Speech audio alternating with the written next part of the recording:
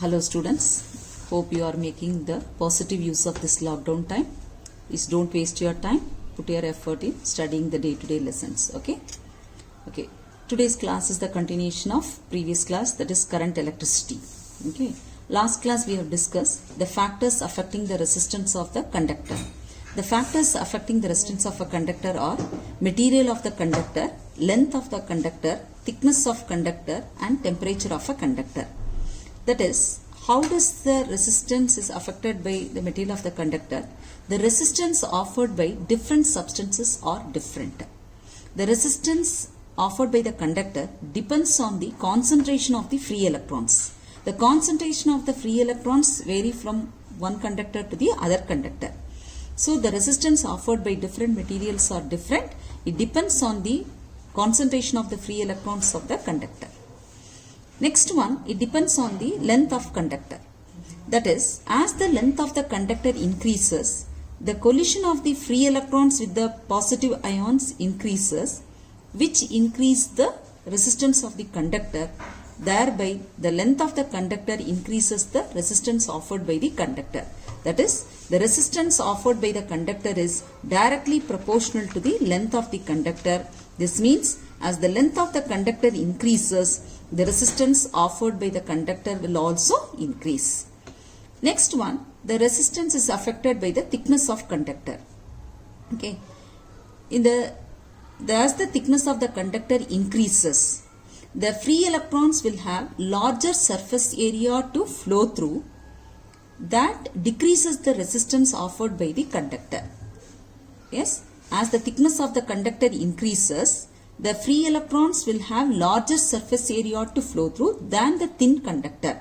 So the resistance of the conductor increases with the decrease in the thickness of the conductor or decreases with the increase in the area of cross section of the conductor.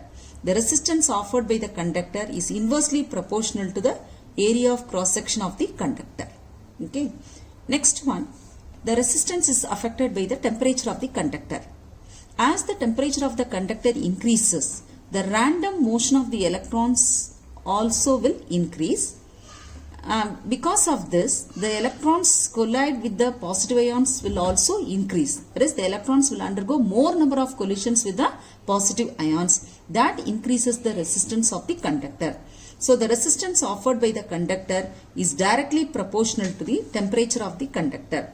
That means, as the temperature of the conductor increases, the resistance offered by the conductor will also increase. Okay. Next, we are going to study about specific resistance. The specific resistance is represented by the symbol rho. It is also called as resistivity of the conductor. In the previous concept we have studied, the resistance of the conductor is directly proportional to the length of the conductor.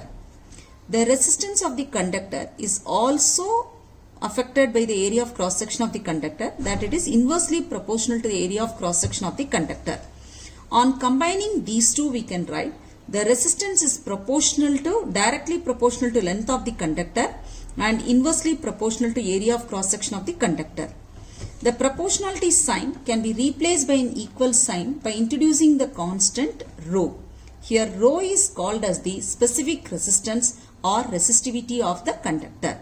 When I write the expression in terms of rho, rho is equal to RA by L, where rho represents the resistivity of the conductor, R represents the resistance of the conductor, A represents area of cross section and L represents length of the conductor. If the area of cross section is equal to 1 unit and length of the conductor is equal to 1, then we get rho is equal to R. That means the specific resistance of the material is equal to the resistance of the wire of that material of unit length and unit area of cross section. Yes, the specific resistance of the material is the resistance of the material of unit area of length and unit area of cross section. Yes, that is when L is equal to 1 and A is equal to 1 unit, rho is equal to R. This will give you the definition of specific resistance of the material or resistivity of the material. Then come to the unit of specific resistance. The expression for specific resistance or resistivity is RA by L. where R represents resistance, the SI unit of resistance is ohm. A represents the area of cross section. The SI unit of area of cross section is meter squared. The SI unit of length of the conductor is meter. So if you cancel this one, the SI unit of the specific resistance is ohm meter. So the unit of specific resistance is ohm meter. Next, the factors on which the specific resistance get affected. The factors affecting the specific resistance are two things. One is the material of the conductor. Next one is temperature of the conductor. That is, the specific resistance offered by different substances are different. The specific resistance offered by the metals or alloys are very low, of the order of 10 power minus 8 ohm meter. The specific resistance offered by the semiconductor is very low, of the order of 10 power minus 5 ohm meter. The specific resistance of insulators are very high, of the order of 10 power 13 ohm meter. From this we understand that the specific resistance offered by different materials are different. Next one, the specific resistance is affected by the temperature. The specific resistance increases with increase in temperature in the case of metals. In the case of semiconductors, the specific resistance decreases with increase in temperature. In the case of alloys like constantine and manganese, the change in temperature will not affect the resistivity of the conductor. Okay, so the temperature also will affect the resistivity. The resistivity of the metals increases with the increase in temperature. The case of a semiconductor, the resistivity decreases with the increase in temperature. The case of alloys, the resistivity remains constant with the change in temperature. It is not affected by any change in the temperature. Okay. Next one, conductivity. Conductivity is represented by the symbol sigma. The conductivity is defined as the reciprocal of resistivity. Mathematically, we can write sigma is equal to 1 by rho, where sigma represents the conductivity and rho represents the resistivity of the conductor. The SI unit of conductivity is per ohm per meter, because the SI unit of resistivity is ohm meter. Since the conductivity is the reciprocal of resistivity, the SI unit of conductivity is per ohm per meter, or it can also be given as Siemens per meter. Next one, choice of material of a wire. That is, which material can be used for what purpose. Choice of material of a wire for what depends on what purpose the material can be used. For example, for different purpose, all metals are good conductors, but different materials are used for different purposes. First one, the wires used for electrical connections and for electric power transmission are made up of aluminium or copper. The reason is that aluminium or copper are good conductors of electricity. That is, their conductivity is high, their resistivity is low. Yes, aluminium or copper are used for electrical connection, that is connecting wires, and also for transmission of electric power. Because of the two characteristics. One is their resistivity is low, or I can say that their conductivity is high. Because of that, they allow the current to pass through them easily without heating up the conductor. Okay, because if it heats the conductor, most of the electric energy will be wasted in the form of heat energy. To prevent this, for connecting wires or for electrical power transmission, the wires are made up of aluminium or copper, because they have low resistivity and high conductivity. Then the resistance wires are in the standard resistant boxes. The resistant wires are made up of alloy of constantine and manganese. Because these two substances have the wires, the material which can be used as the resistant wires should have two characteristics. One is their resistivity should be high. The resistivity should be high. And the second one is their change in resistivity with respect to temperature should be negligible. Because of that, the alloy of constantine and manganese are used as the resistance wires in the resistant boxes. Okay, the two characteristics are constantine, alloy of constantine manganese, their resistivity is high, but the effect of resistivity, the change in temperature, is negligible. Next one, fuse wire. The fuse wire is usually made up of an alloy of lead and tin because of two characteristics. One is their resistivity, the alloy of lead and tin has high resistivity and they are melting and they have low melting point. The melting point is low. Their melting point is low. The alloy of lead and tin has high resistivity and low melting point. That is, the fuse wire will allow permissible amount of current to pass through it. If the current exceeds the permissible limit, because of its low melting point, it melts and blows off. So the alloy of lead and tin has both have low melting point and high resistivity. Because of that, they are used as the fuse wire. Then filament used in the electric bulb. Tungsten is used as the filament in an electric bulb because tungsten has got high resistivity and high melting point. Okay, because of these two characteristics, tungsten is used as a filament in an electric bulb. Then heating element in appliances like heater, toaster, etc. We make use of nichrome because nichrome has got high resistivity. The increase in resistance increases with the temperature. The increase in resistance with the increase in temperature is very high. Because of this characteristics, the nichrome is used as the heating element in appliances like heater, toaster, oven and the other things. Okay. Next one, superconductors. Superconductors means the conductors whose resistance becomes zero. When the resistance of a conductor becomes zero, we call it as the superconductor.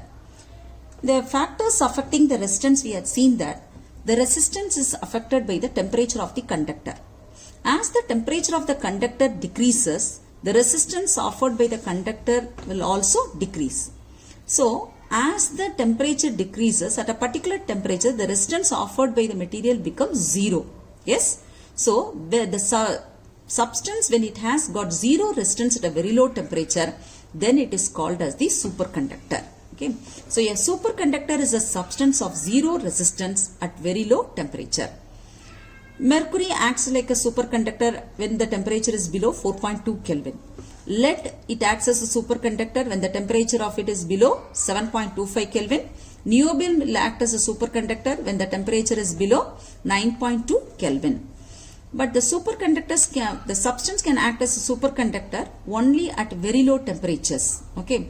But at normal room temperature, suppose if we achieve the superconductivity at normal room temperature, there are many advantages of that.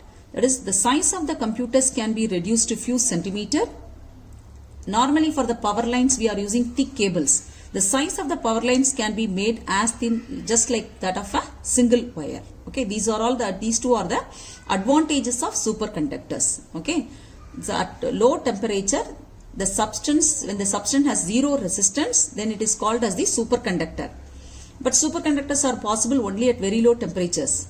If we achieve superconductors at room temperatures, then the advantages are the size of the computers can be reduced. The power lines could be made as thin as that of a single wire. Okay. Next, we are going to study about the cell, electric cell. Okay. What is an electric cell? Electric cell is a device which converts chemical energy into electrical energy when it is in use. Right? Electric cell is a device which converts chemical energy into electrical energy.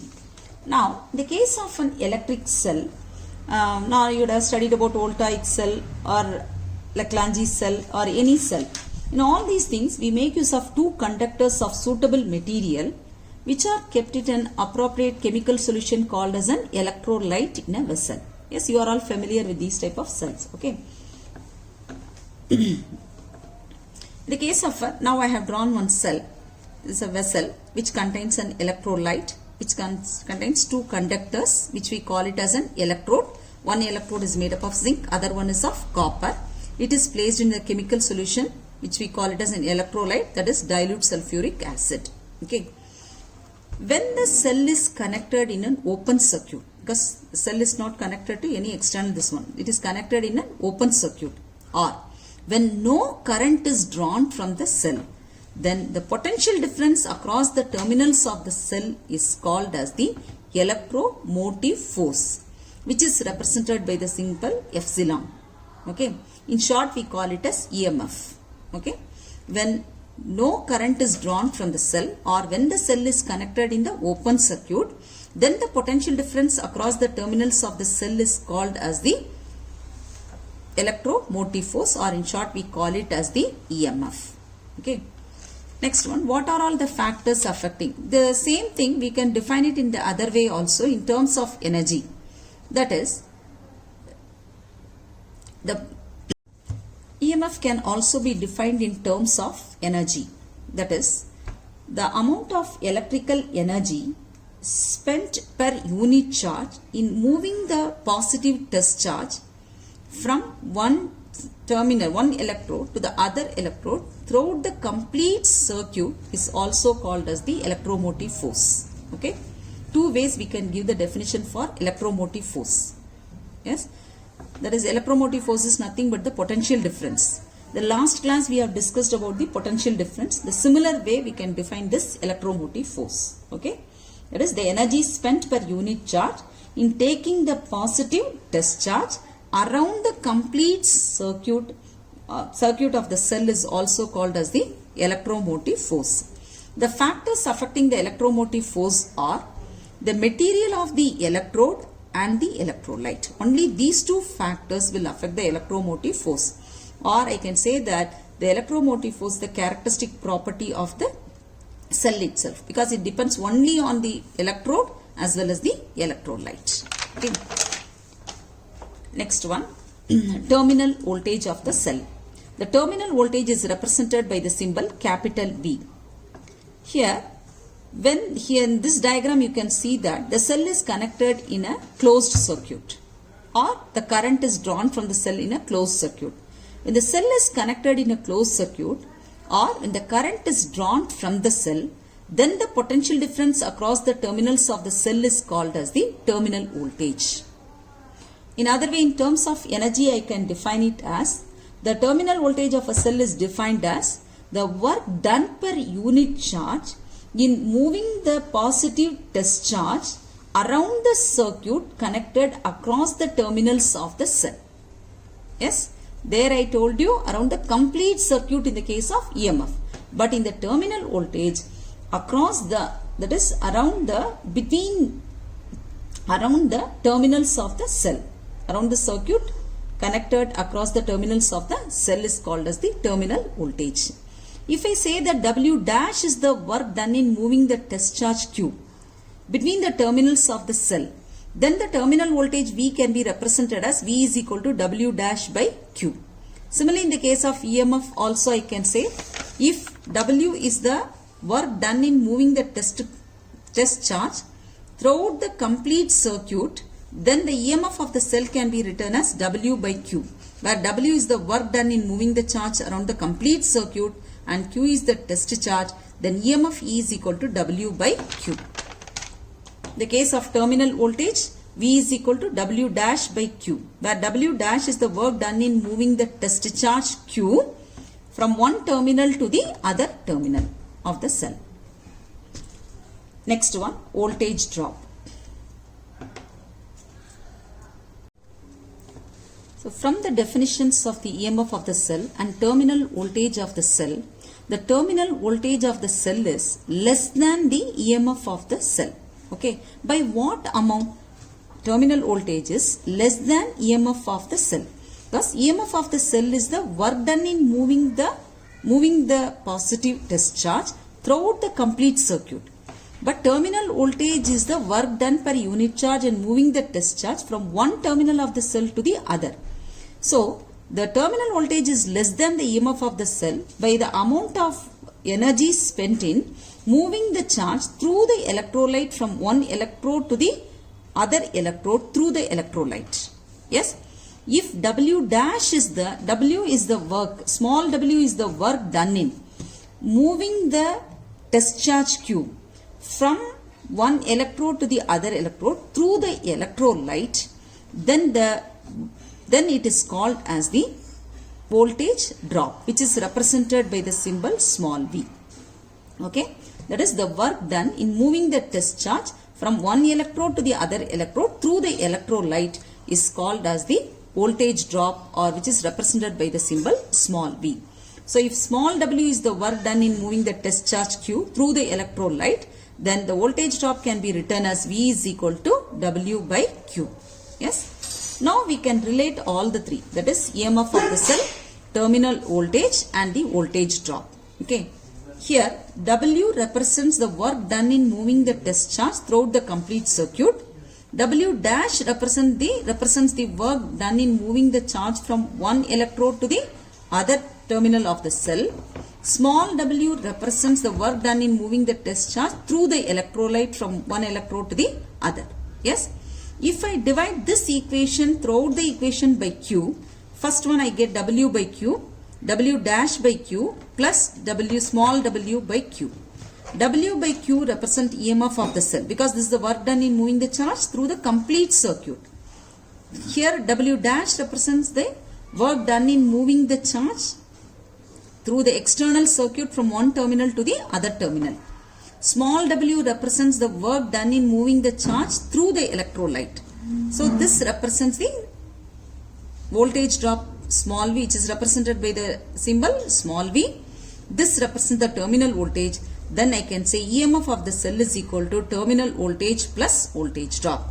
E is equal to capital V plus small v. This is the relation connecting EMF of the cell, terminal voltage of the cell and the voltage drop in the cell.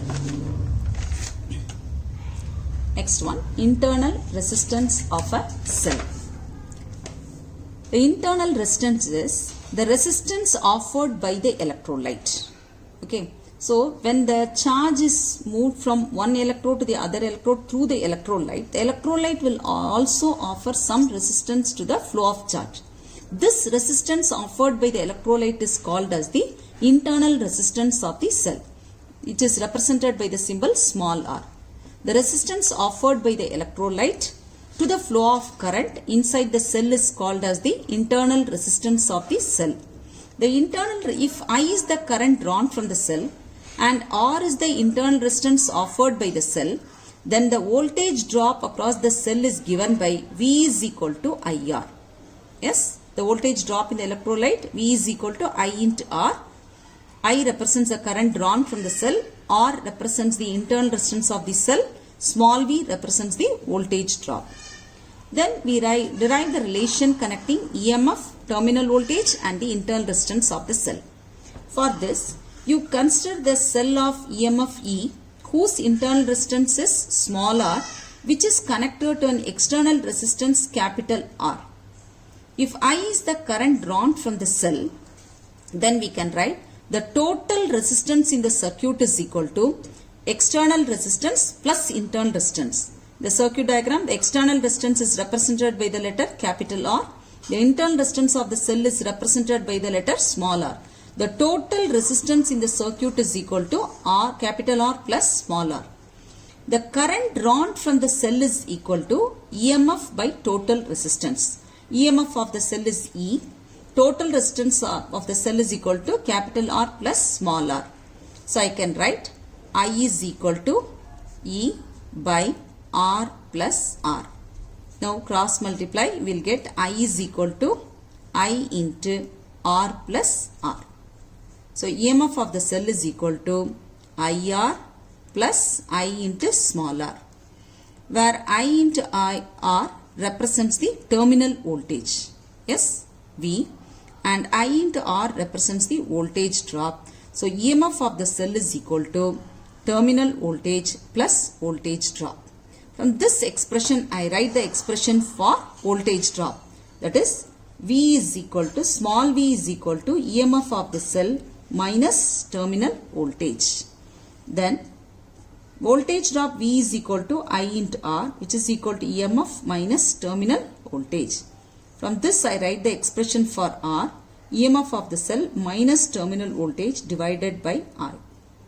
From this expression, V is equal to IR, I substitute for I, it is E minus V by V by R. So, R is equal to E minus V divided by V by R, and E by V, this on simplification we get E by V minus V, E minus V by V by R, that is E by V minus, take R outside, you get V by V is equal to 1. So internal resistance of the cell R is equal to EMF by terminal voltage minus 1 the whole multiplied by capital R, which represents the external resistance of the conductor. This is the relation connecting internal resistance, EMF and the external resistance of the conductor. Okay. The factors which affect the internal resistance of the cell are the surface area of the electrode, the distance between the electrodes, the nature and concentration of the electrolyte, and also the temperature of the electrolyte. All these factors will affect the internal resistance of the cell. How are the factors stated here will affect the internal resistance? The larger the surface area of the electrode, less will be the internal resistance offered by the cell. That is, the larger the surface area of the electrode, then the internal resistance of the cell will be less. As the distance between the electrodes increases, greater will be the internal resistance of the cell. The nature and concentration of the electrolyte, the greater the concentration of the electrolyte, greater is the internal resistance. As the temperature of the electrolyte increases, that is, higher the temperature of the electrolyte, less is the internal resistance of the cell. Okay. These are all the factors that will affect the internal resistance of a cell. Students, this lesson also I have given the PDF form. Please go through it and learn the lesson. Okay. Stay home, stay safe.